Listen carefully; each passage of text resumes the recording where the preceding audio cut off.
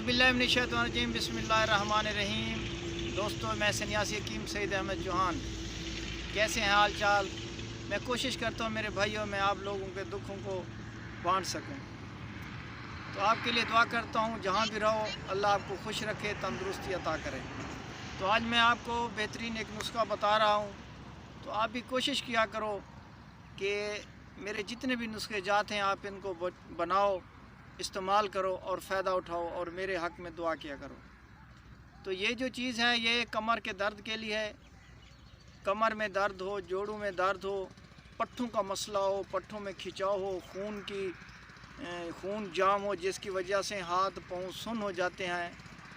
ये जो चीज़ है मेरे भाइयों, जिन लोगों को जो 50 साल की उम्र से ज़्यादा हैं, काम काज करते हैं, मेहनत मजदूरी करते हैं, तो आजकल तो हमारी वो खुराक है नहीं जो पहले खुराक हुआ करती थी। देसी घी और खालिस अंडे मिला करते थे, खालिस दूध हुआ करते थे, तो वो चीज़ें हैं नहीं। आजकल दूध पाउडर का है, केमिकल ज़्यादा आ गए हैं। तो इसलिए मैं ये जो नुस्खा बता रहा हूँ इसको आप बनाओ मेरे भाई, इस्तेमाल करो, इंशाल्लाह दुआ करोगे। दूसरी बात, वो जो बहनें हैं जो बच्चा डिलीवरी के बाद फिर कई महीने उनको दवाइयाँ खानी पड़ती हैं, तो इस दवा को बनाकर वो भी बहनें अगर इस्तेमाल करें तो इंशाअल्लाहुल अज़ीज़ उनकी भी ताकत आ जाएगी, कैल्शियम जो कमी है वो पूरी हो जाएगी। जैसे कि उनकी हड्डियाँ खोखली हो जाती हैं, जिस्म का पानी कम हो जाता है, खून कम हो जाता है, तो इस दवाई के साथ इंशाअल्लाहुल अज़ीज़ उनको फ़ायदा होगा, उनको जिस्मानी कमज़ोरी नहीं होगी। कमर का दर्द, मोरों का दर्द, जिसकी कमर की हड्डी डैमेज हो चुकी है और वो चारपाई पे मरीज़ बैठे हुए हैं, वो लोग इस दवाई को बनाकर इस्तेमाल करें।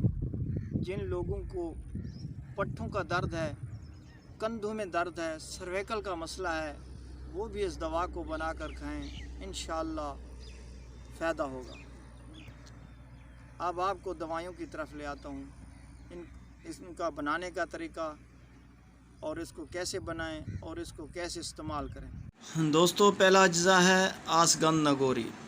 ये कैल्शियम को पूरा करता है, हर दर्द के लिए है और बहुत लाजवाब चीज़ है। दूसरा अज्जा है सुंड, लेकिन इस नुस्खे में सुंड स्याह डाली जाती है, सफ़ेद वाली सुंड को नहीं लेना। इसलिए मैं अज्जा आपको दिखा रहा हूँ कि कल को फिर दोस्त कहें कि सुंड डाल लेते हैं सफ़ेद वाली, फिर उसको फ़ायदा ना हो, फिर वो मैसेज करें कि हकीम साहब आपका नुस्खा सही नहीं है।